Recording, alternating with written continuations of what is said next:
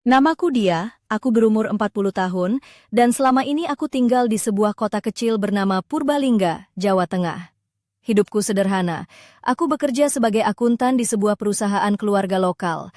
Rasanya seperti menjalani hari yang sama berulang-ulang, tumpukan laporan, angka-angka yang tak pernah habis, dan rutinitas yang membosankan. Tapi, semuanya berubah pada suatu hari di musim panas yang panas terik, ketika aku memutuskan ikut liburan bersama ibu mertuaku, Bu Sari. Jujur, aku sempat ragu. Bu Sari, ibu mertua yang selama ini aku anggap serius dan kadang kaku. Tapi saat itu, istriku, Rina, harus pergi ke Surabaya untuk tugas kerja selama 3 bulan, dan anak kami, Putri, berangkat ke camping di Dieng. Aku sendirian di rumah kecil kami di pusat kota, apartemen 2 kamar yang dindingnya mulai mengelupas, dan keran kamar mandi yang suka menetes tanpa henti. Rasanya seperti rumah itu sendiri ikut merasakan kesepianku. Waktu itu, aku sedang duduk di tepi jendela dengan secangkir es teh manis, dan melihat tetangga menyiram tanaman di balkon, ketika teleponku berdering. Bu Sari di ujung sana dengan suara yang ceria. "Nak, bagaimana kalau ikut aku ke pantai di Pangandaran? Aku sudah pesan penginapan di sebuah losmen kecil yang nyaman. Jangan takut, aku nggak akan gigit kok." Aku tertawa kecil. "Ibu, ini beneran nih. Aku yang biasanya cuma ngitung duit, sekarang diajak main ke pantai." Rasanya seperti mimpi aneh, tapi aku tahu, kehampaan di rumah ini lebih membunuh daripada terik matahari di luar. Jadi aku mengiyakan, dan 2 hari kemudian, kami berangkat naik kereta ekonomi yang bau debu dan rokok. Bu Sari datang dengan gaun batik bunga-bunga dan sandal jepit warna coklat yang sudah usang. Rambutnya diikat sederhana, dan kacamata hitamnya menutupi matanya yang cerah. Tapi ada sesuatu yang berbeda, seperti dia siap membuka lembaran baru. Kereta melaju pelan meninggalkan Purbalingga. Di sepanjang perjalanan, kami berbincang ringan tentang tetangga yang suka menjemur pakaian di tali jemuran sampai menghalangi jalan, tentang film sinetron terbaru, dan harga cabai yang makin mahal. Suaranya ringan dan penuh tawa, membuat hatiku yang selama ini terkunci perlahan terbuka. Saat sampai di Pangandaran, panas langsung menyambut kami. Bau laut yang asin bercampur aroma buah segar dan kue-kue tradisional yang dijajakan di sekitar stasiun membuatku tersenyum. Losmen, angin laut, tempat kami menginap tampak tua dengan cat putih yang mulai pudar. Tapi ada mozaik warna-warni ikan dan ombak di dinding depannya. Di dalam, bau kaporit kolam renang dan suara deburan ombak yang samar mengalir sampai ke kamar kami. Kamar kami sederhana. 2 tempat tidur, lemari kayu tua, TV tabung yang kadang berisik, dan balkon kecil dengan meja plastik dan 2 kursi. Dari balkon itu, aku bisa melihat samudra biru yang tenang, dengan perahu nelayan kecil berlayar jauh di cakrawala. Bu Sari membuang tasnya di tempat tidur dan tersenyum. "Ayo, kita langsung ke pantai. Matahari nggak akan sabar menunggu." Aku mengangguk, merasakan angin laut yang lembut menyentuh kulitku.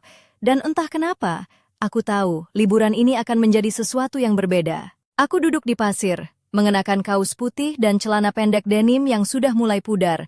Kaki telanjang menyentuh pasir hangat. Bu Sari dengan anggun melepas sandal jepitnya dan berjalan di sampingku. Rambutnya yang mulai memutih tertiup angin, matanya berkilau penuh semangat. Ada sensasi aneh, campuran hormat dan ketertarikan, yang membuat jantungku berdetak kencang. Tapi aku hanya tersenyum dan berkata, "Ibu, jangan sampai aku jadi lupa kerja karena ini ya." Kami tertawa bersama, tapi di balik tawa itu aku tahu, ada sesuatu yang tersimpan di antara kami.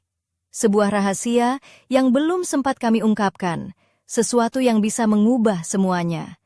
Dan aku merasa, meski liburan ini baru saja dimulai, badai sudah mulai mendekat. Pagi itu, sinar matahari menyusup lewat tirai kamar losmen yang berwarna krem, menari-nari di lantai kayu yang berderit. Aku bangun dengan perasaan aneh, campuran gelisah dan penasaran yang sulit kusembunyikan. Bu Sari sudah duduk di balkon, mengenakan kebaya encim berwarna biru muda yang menonjolkan bahunya yang ramping dan leher jenjangnya. Sepasang anting mutiara menggantung lemah lembut, menambah kesan anggun tapi tetap sederhana. Sandal selop kulit coklatnya tergeletak rapi di samping kursi plastik. Dia meneguk kopi hitam dari gelas kaca. Matanya menatap jauh ke arah laut yang berkilau di bawah sinar pagi. Aku duduk di sampingnya, mengenakan kaos tipis dan celana panjang katun. Rambutku masih agak acak-acakan karena tidur semalam yang tak nyenyak. Ini pertama kalinya aku lihat ibu mertua santai seperti ini. Aku menyindir ringan sambil tersenyum. Bu Sari menoleh dan tertawa kecil. Yah, siapa bilang aku nggak bisa santai? Cuma kamu yang nggak pernah lihat saja. Kami lalu menikmati sarapan sederhana. Nasi uduk hangat dengan sambal terasi yang pedasnya pas, telur dadar tipis, dan teh manis hangat.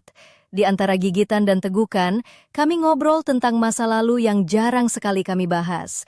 Bu Sari bercerita tentang masa mudanya yang penuh warna di Semarang, tentang kisah cintanya dengan almarhum suaminya, Pak Joko, yang dulu seorang tentara. Dia pria keras kepala, tapi hatinya lembut, katanya dengan mata berkaca-kaca.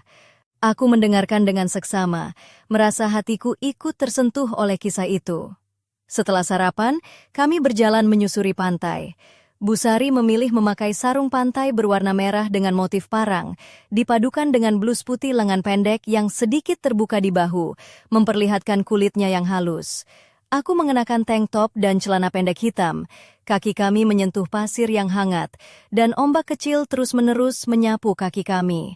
Evo, kamu tahu nggak, kadang hidup ini kayak ombak. Kadang datang dengan tenang, kadang tiba-tiba menghantam, katanya sambil tersenyum nakal.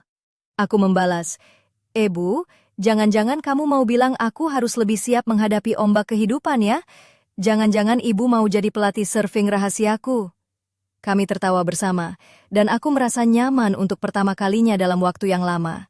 Tapi di balik tawa itu, aku memperhatikan ada tatapan dalam di mata Bu Sari, seperti menyimpan rahasia besar. Aku berusaha menepis perasaan itu dan mengalihkan perhatian dengan membahas rencana kami hari itu. Menjelajah pasar tradisional dekat pantai. Di pasar itu, aroma rempah-rempah, ikan segar, dan buah tropis memenuhi udara.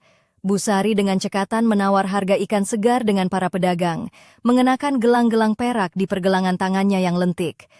Aku mengagumi caranya berinteraksi, penuh percaya diri dan kehangatan. Kadang dia melemparkan lelucon kecil yang membuat para pedagang tersenyum lebar. Kalau ibu ini jualan, pasti dagangan laku keras ya kan?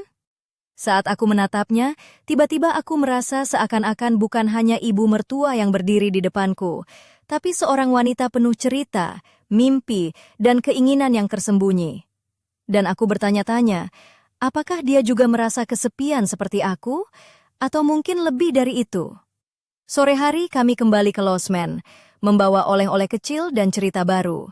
Tapi di dalam hatiku, ada sesuatu yang mulai bergejolak, sebuah dorongan tak terjelaskan yang membuatku ingin lebih dekat dengan Bu Sari, untuk memahami lebih dalam dunia yang selama ini tersembunyi di balik senyum dan tatapannya.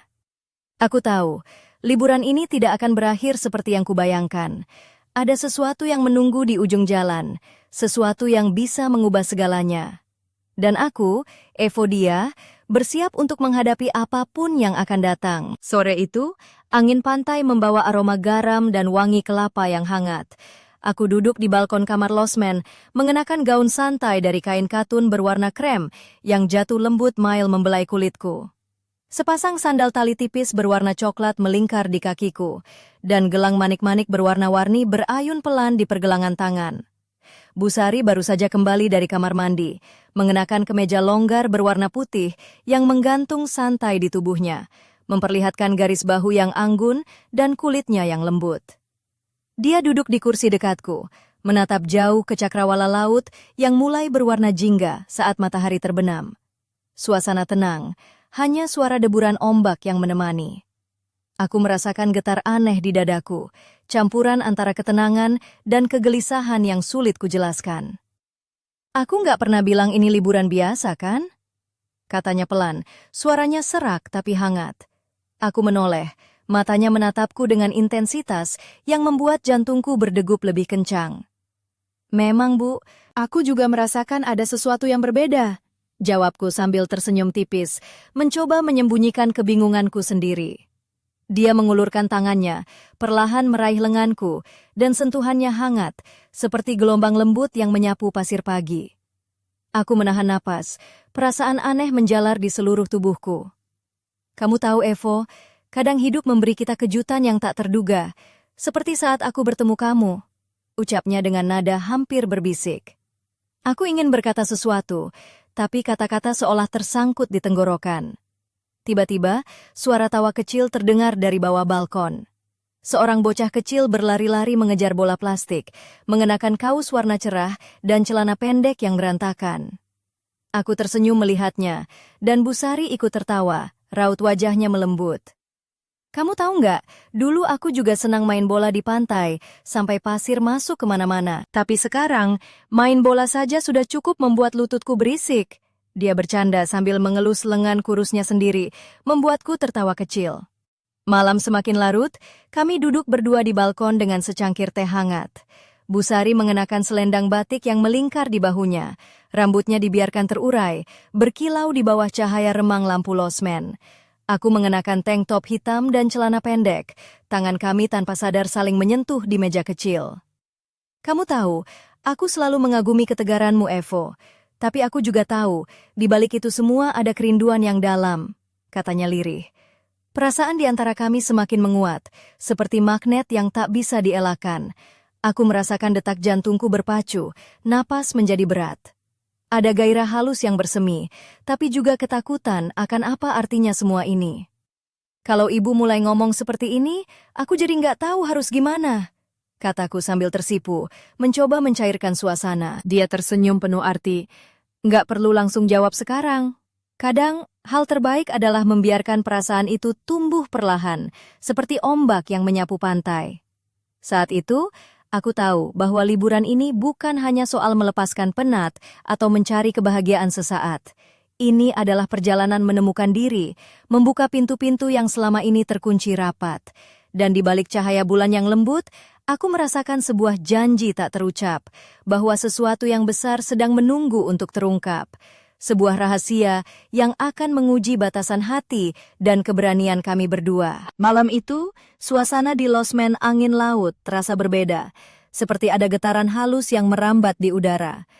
Aku mengenakan gaun sifon berwarna merah marun yang jatuh lembut menyentuh pahaku, dengan tali tipis yang memperlihatkan bahu dan leher jenjangku. Sepasang sandal hak rendah berwarna emas melengkapi penampilanku, sementara cincin perak dengan batu akik merah menghiasi jariku. Rambutku dibiarkan tergerai, bergelombang alami tertiup angin malam yang hangat. Bu Sari muncul dari kamar, mengenakan kebaya modern berwarna hijau zamrud yang membungkus tubuhnya dengan elegan, dipadukan dengan kain batik motif parang. Sandal kulit coklatnya melangkah pelan di lantai kayu, dan anting-anting mutiara yang gemerlap menambah aura anggun sekaligus menggoda di wajahnya yang lembut, berkerut halus karena usia. Kami duduk di teras kecil losmen, ditemani suara debur ombak yang terus menggulung di kejauhan. Di antara kami, ada secangkir kopi tubruk hangat dan sepiring kecil kue lapis legit. Lampu taman memancarkan cahaya temaram, memantulkan kilauan di mata Bu Sari, yang kini tampak lebih hidup dari biasanya. Ada sesuatu yang ingin aku bicarakan, Evo? Suaranya lirih, mengundang rasa penasaran, sekaligus ketegangan yang membayang di wajahku. Aku mengangguk pelan, mencoba menenangkan detak jantung yang tiba-tiba berdetak lebih cepat. Apa itu, Bu? Aku siap mendengar. Dia menarik napas dalam, lalu mulai bercerita tentang masa lalunya yang jarang ia ungkapkan. Tentang bagaimana setelah kematian suaminya, hidupnya berubah drastis. Kesendirian yang menghimpit, kesunyian yang mencekam, dan bagaimana dia harus belajar bangkit dari puing-puing hati yang hancur. Aku menemukan pelipur lara di tarian tradisional Jawa, katanya sambil tersenyum kecil. Gerakan yang mengalir, musik yang memanggil jiwa, itu yang membuatku merasa hidup kembali. Aku membayangkan dia menari, tubuhnya yang ramping bergerak anggun, seolah melayang di atas panggung dengan pakaian kebaya berkilauan. Tidak mudah, Evo, tapi aku percaya, terkadang kita harus berani membuka lembaran baru, walau penuh risiko. Tambahnya dengan suara yang lebih tegas. Aku terdiam sejenak, menatap wajahnya yang penuh bekas waktu, tapi tetap memancarkan kekuatan. Aku juga sedang belajar begitu, Bu. Setelah Rina dan Putri pergi, aku merasa kosong, seperti kehilangan arah. Kami saling bertukar pandang, dan seolah tanpa kata, kami tahu bahwa apa yang kami rasakan bukan sekedar persahabatan atau hubungan mertua-menantu biasa. Ada sesuatu yang lebih dalam, sesuatu yang menguji batas-batas kenyamanan dan norma. Tiba-tiba, dari kejauhan terdengar suara petasan kecil, menandai pesta rakyat yang berlangsung di desa dekat pantai. Suara musik gamelan dan tawa riang menembus malam, membawa suasana hidup yang kontras dengan heningnya teras kami. Bu Sari tersenyum. Mau ikut ke pesta, Evo? Mungkin itu yang kita butuhkan, sedikit kegembiraan dan keberanian. Aku mengangguk, menyesap kopi terakhir. Ayo Bu, Mari kita hadapi malam ini dengan hati terbuka. langkah kami menyatu menyusuri jalan setapak berkerikil, di bawah langit berbintang yang luas.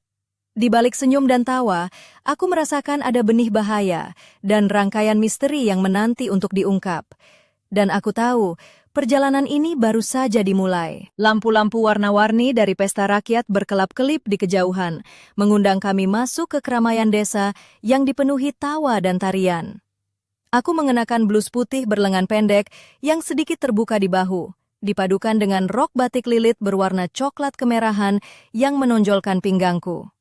Sepasang sandal tali coklat membuat langkahku ringan, sementara kalung manik berwarna hijau melingkar di leherku, menambah sentuhan etnik yang sederhana tapi memikat. Bu Sari tandak memukau dalam kebaya merah marun yang dipadukan dengan kain lurik hitam. Rambutnya disanggul rapi dengan hiasan bunga melati putih yang harum. Dia berjalan dengan anggun, tapi tatapannya penuh waspada, seolah dia tahu sesuatu yang aku belum mengerti. Musik gamelan mengalun riang, dan para penari menari dengan gerakan lentur yang memukau. Kami ikut bergabung, mencoba mengikuti ritme yang memikat, sambil tertawa dan berbagi cerita dengan penduduk desa yang ramah. Aku merasakan kehangatan yang lama hilang, seakan beban hidup sedikit terangkat oleh kegembiraan malam itu. Namun, di balik keramaian, aku menangkap pandanya tajam seseorang yang berdiri di balik pohon bambu. Pria itu mengenakan baju hitam sederhana, dengan wajah yang sulit kujelajahi. Matanya menatap lurus ke arah kami, membuat bulu kuduku merinding. "Bu, kau lihat itu?" Bisikku pelan ke Bu Sari, tapi dia hanya mengangguk tipis, tanpa berkata banyak. Kami berusaha mengabaikan sosok itu dan kembali menikmati malam, tapi perasaan waspada semakin menguasai hatiku. Bu Sari menggenggam tanganku erat, memberikan sinyal bahwa aku tidak sendiri. Saat kami berjalan kembali ke losmen, jalanan sepi dan hanya diterangi lampu jalan yang remang. Suara ombak terdengar semakin dekat, menambah kesan misterius malam itu. Tiba-tiba, sebuah motor melaju kencang melewati kami, membuat debu beterbangan dan aku hampir terjatuh. Ini bukan kebetulan, Gumam Bu Sari. Ada sesuatu yang mengikuti kita. Aku mencoba menenangkan diri, tapi adrenalin sudah terpacu. Sesampainya di kamar, aku mengunci pintu dan menatap Bu Sari. "Apa yang sebenarnya terjadi, Bu? Kenapa kau tampak takut?" Dia menarik napas panjang, lalu berkata pelan, "Evo, ada masa lalu yang belum selesai. Ada orang-orang yang tidak ingin aku bahagia." Aku menatapnya dengan serius. "Kau harus cerita padaku. Aku siap mendengar dan membantu." Matanya berkaca-kaca, dan untuk pertama kalinya, aku melihat sisi rapuh Bu Sari yang selama ini tersembunyi.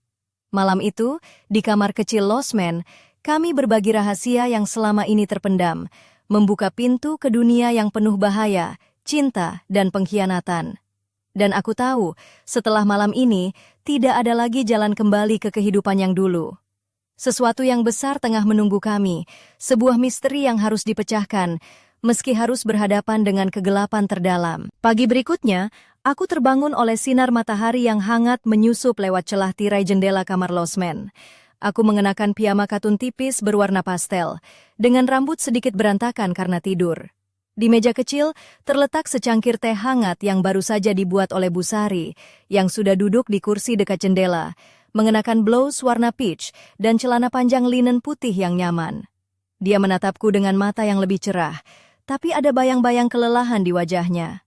"Evo, aku akan cerita semuanya hari ini," ucapnya pelan, suaranya penuh tekad. Aku duduk di sampingnya, menggenggam tangannya yang hangat dan halus, meski kulitnya mulai menunjukkan garis-garis usia. "Aku siap, Bu. Apapun itu." Dengan napas dalam, Bu Sari mulai membuka lembaran lama yang selama ini tersembunyi, tentang masa lalunya yang penuh liku, tentang seorang pria yang dulu sangat dekat dengannya, tapi berubah menjadi bayangan gelap yang membayangi hidupnya. Setelah Pak Joko meninggal, aku pikir hidupku akan tenang. Tapi ternyata ada seseorang yang tidak rela aku melangkah maju, katanya sambil menatap jauh keluar jendela. Dia bercerita tentang konflik lama yang melibatkan keluarga dan utang yang tak terbayar, yang membuatnya harus berhadapan dengan ancaman dan tekanan dari orang-orang yang ingin mengambil alih warisan dan apa yang menjadi miliknya. Aku takut, Evo, tapi aku tidak mau kamu ikut terjebak, ucapnya dengan suara bergetar. Aku menggenggam bahunya. Kita hadapi bersama, Bu. Aku bukan hanya menantu, aku temanmu. Hari itu kami menghabiskan waktu di kamar, membicarakan strategi dan rencana. Aku merasa semakin dekat dengannya, bukan hanya sebagai ibu mertua, tapi sebagai wanita yang berjuang melawan bayang-bayang masa lalu. Tiba-tiba, suara ketukan pelan di pintu membuat kami terkejut. Seorang pemuda dengan jaket denim dan senyum ramah berdiri di depan kami. "Permisi, Bu Sari, aku dari kantor pos. Ada paket untuk Ibu." Bu Sari menerima paket itu dengan tangan gemetar. Ketika membukanya, di dalam terdapat sebuah amplop coklat dengan tulisan tangan yang tidak dikenalnya. Aku merasakan napas tertahan saat melihat isi surat itu. "Evo, ini bukan hanya surat biasa," katanya dengan suara hampir berbisik. "Ada sesuatu yang ingin disampaikan seseorang yang selama ini bersembunyi." Malam mulai menyelimuti Pangandaran, tapi hatiku semakin gelisah. Apa rahasia yang tersembunyi di balik surat itu, dan bagaimana semuanya akan mengubah hidup kami selanjutnya? Aku tahu, perjalanan ini belum selesai, bahkan baru saja memasuki babak yang paling menegangkan. Malam itu, aku duduk di teras losmen dengan surat di tangan. Lampu temara memantulkan bayangan di wajahku yang mulai tegang. Bu Sari berdiri di sampingku, mengenakan selendang batik yang melingkar di bahunya. Wajahnya penuh kecemasan, tapi juga keteguhan. Gaun panjang berwarna coklat keemasan yang dipakainya berkibar lembut tertiup angin malam. Surat itu ditulis dengan tinta hitam, tulisan tangan yang rapi tapi sedikit goyah, seolah ditulis oleh seseorang yang gelisah dan terburu-buru. Isinya penuh teka-teki dan peringatan samar tentang masa lalu Bu Sari yang belum selesai. Ada nama-nama yang tak kukenal, dan tanggal-tanggal yang membuat jantungku berdebar. "Kamu yakin ini aman untuk dibaca?" tanyaku pelan, mencoba menenangkan diri. Bu Sari mengangguk. "Aku harus tahu apa yang tersembunyi. Ini mungkin kunci untuk mengakhiri semua ketakutan ini." Kami membaca surat itu bersama-sama, baris demi baris, mengurai maksudnya yang tersembunyi. Surat itu bercerita tentang sebuah peristiwa lama yang melibatkan keluarga Bu Sari dan sebuah kesepakatan rahasia yang berujung pada pengkhianatan dan dendam. "Ternyata, masalah ini sudah lama mengakar," katanya, sambil mengusap pelan pelipisnya yang mulai berkerut. Aku menggenggam tangannya erat. "Bu, kita harus berhati-hati. Ada orang yang mungkin tidak ingin rahasia ini terbongkar." Seketika, suara langkah kaki mendekat dari arah koridor losmen. Kami berdua menoleh kaget, tapi di luar hanya ada angin malam dan suara ombak yang menggulung. "Sepertinya aku mulai merasa diawasi," bisik Bu Sari dengan nada serius. Aku menatapnya, merasa sebuah ketegangan aneh menyelimuti kami. Rasa takut bercampur dengan keinginan kuat untuk melanjutkan pencarian kebenaran. Kami tahu, membuka surat ini berarti memasuki dunia yang penuh bahaya dan misteri yang tak terduga. Tiba-tiba, ponselku bergetar.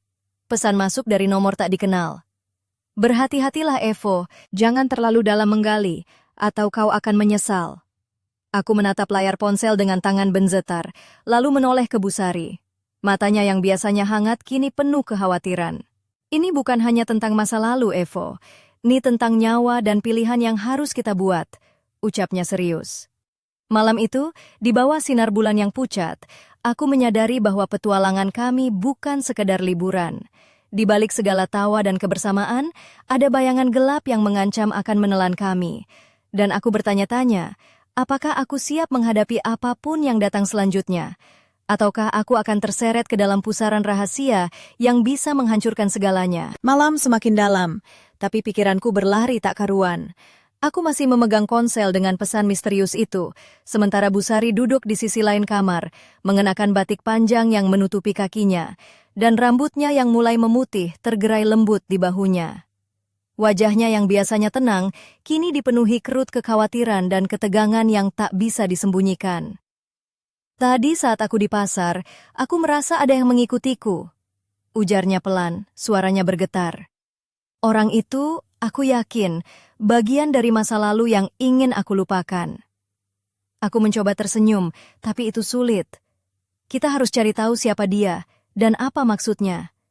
Aku nggak mau kamu takut, Bu. Dia menatapku dalam-dalam, dan aku bisa melihat ada sesuatu yang lebih dari sekedar ketakutan.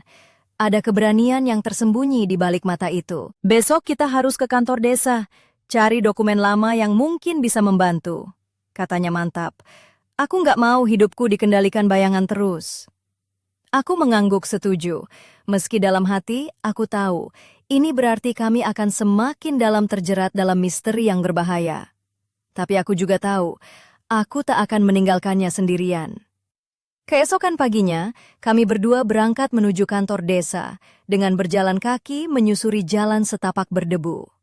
Aku mengenakan kemeja lengan panjang warna toska yang kusut karena perjalanan, dipadukan dengan celana jeans warna gelap dan sepatu kets putih yang mulai kotor.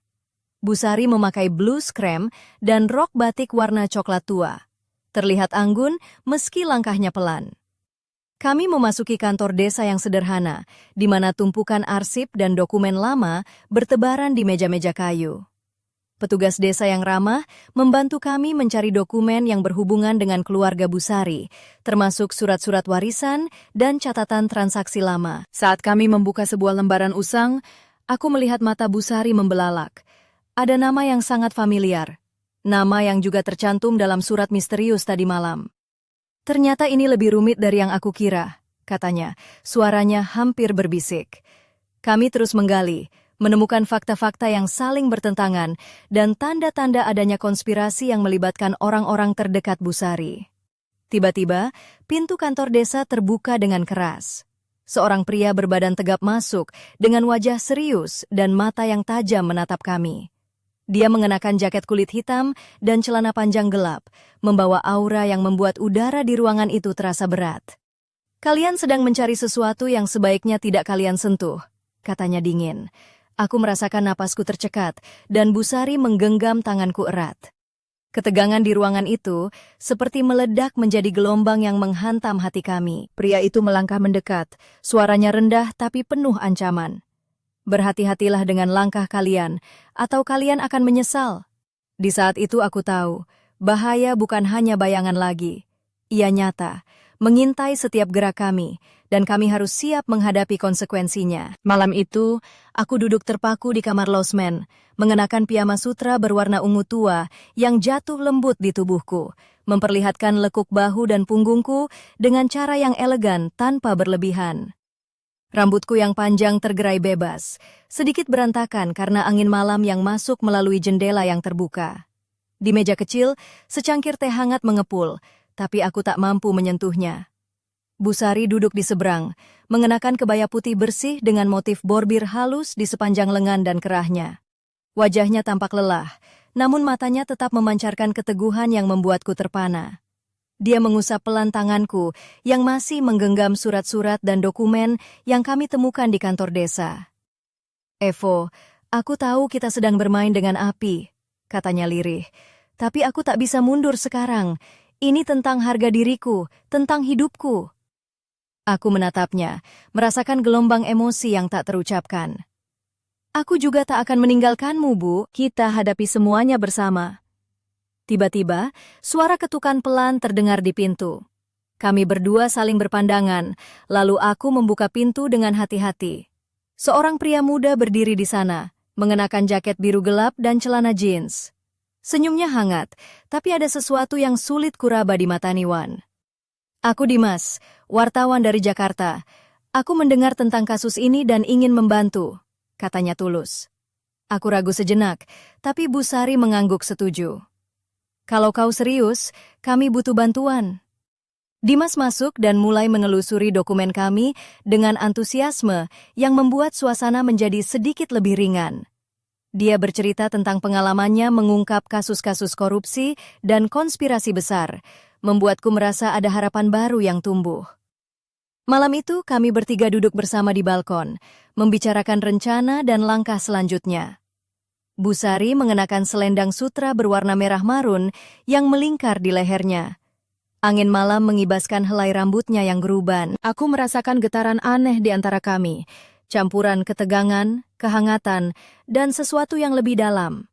Saat Dimas bercerita, tangan kami tanpa sadar saling menyentuh, menciptakan kehangatan yang sulit diabaikan. Ada hasrat yang tumbuh perlahan, menembus batas-batas yang selama ini kami jaga. Namun, di balik semua itu, aku tahu bahaya semakin dekat. Ada kekuatan gelap yang tak ingin rahasia terungkap, yang siap menelan siapa saja yang berani melawan. Dan aku bertanya-tanya, apakah aku siap menghadapi bukan hanya misteri, tapi juga perasaan yang mulai menguasai hati? Apakah keberanian itu cukup untuk melangkah ke masa depan yang penuh ketidakpastian? Malam itu berakhir dengan janji tak terucap, bahwa apapun yang terjadi, kami akan tetap bersama, menghadapi badai dan cahaya yang menanti di depan. Pagi itu, kabut tipis menyelimuti pantai Pangandaran, menciptakan suasana magis yang membuat segalanya terasa hening dan penuh teka-teki. Aku berdiri di balkon kamar losmen, mengenakan dres katun putih yang ringan, dengan tali tipis yang memperlihatkan pundakku yang halus. Sepasang sandal anyam coklat melengkapi penampilanku yang sederhana namun anggun. Rambutku tergerai bebas, ditiup angin laut yang sejuk. Di sampingku, Bu Sari mengenakan kebaya biru laut dengan motif parang yang anggun. Wajahnya tenang, namun matanya menyimpan beban yang berat. Dimas sudah pergi sejak pagi, membawa dokumen penting untuk mengungkap kebenaran yang selama ini tersembunyi. Tiba-tiba, ponselku berdering. Suara di seberang sana dingin dan tegas. Evo, ini peringatan terakhir. Jangan campuri urusan yang bukan untukmu. Jantungku berdetak kencang, tangan gemetar. Aku menatap Bu Sari, yang hanya mengangguk pelan, menunjukkan keberanian yang membuatku terharu. Hari itu, kami berdua memutuskan untuk menghadapi segala ancaman dan misteri yang membayangi. Kami tahu, jalan di depan penuh bahaya, tapi juga harapan. Ketika matahari mulai tenggelam, kami duduk di pantai, menyaksikan ombak memecah di bibir pantai. Warna langit berubah menjadi jingga dan ungu. Dalam keheningan itu, aku merasakan tangan Bu Sari menggenggam tanganku erat. Ada kehangatan dan janji yang tak terucap. Terkadang, hidup memang seperti ombak, Evo. Kita harus berani menghadapi gelombang, meski tak tahu apa yang ada di baliknya, katanya pelan. Aku tersenyum dan membalas genggamannya. Aku siap, Bu. Apapun yang terjadi, kita jalani bersama. Namun, saat kami berdiri untuk kembali, bayangan samar seseorang muncul di kejauhan, mengamati dari balik pepohonan. Sebuah rahasia baru, lebih gelap dan lebih berbahaya, menanti untuk terungkap. Dan aku tahu, ini bukanlah akhir cerita kami. Hanya sebuah awal dari petualangan yang lebih besar dan menegangkan. Apa yang akan terjadi selanjutnya? Hanya waktu yang bisa menjawab. Tapi satu hal pasti, aku, Evodia, sudah berubah selamanya. Dan aku siap menghadapi segala yang datang dengan hati terbuka dan keberanian yang baru ditemukan.